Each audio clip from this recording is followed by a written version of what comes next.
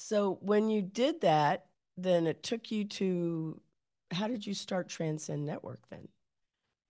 Yeah, so when I was in my first year of Minerva, I met Michael, who's my co-founder at Transcend, and he was working in the edtech space already. So he was running an in-person accelerator in the Bay Area in San Francisco, and so he invited some Minerva students to go there, check it out, get to know some of the founders, and kind of brainstorm with them.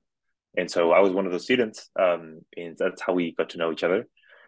So we kind of built a relationship there, and we just check in on each other every once in a while. And towards the end of my time, I found myself thinking a lot about the startup side. I had some experience working in startups, but I wasn't sure that it's like I was going to be able to start a startup myself. So I was thinking, like, what are some of the best ways that I could help education go more global, right? Like this was one of the ideas that I had.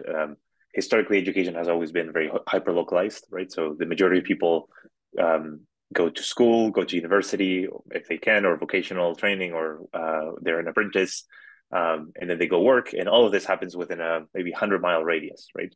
There's very little kind of global interactions in that educational experience. So Michael was thinking about a similar question, but more from the founder side. So, like, how do you support early stage founders, give them what they need to be able to find sustainability?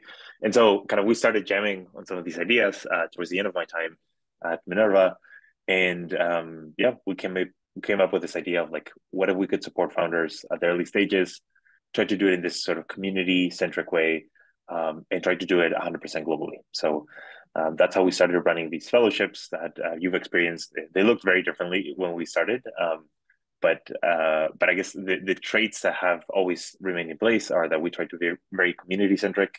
We try to support founders and really try to speak their language. I think there's a lot of accelerators, a lot of funds and stuff that like want to support founders, but I think they maybe have a little bit less of a little bit less empathy for the founder journey. And Michael and I are very much founders, just like all like yourself.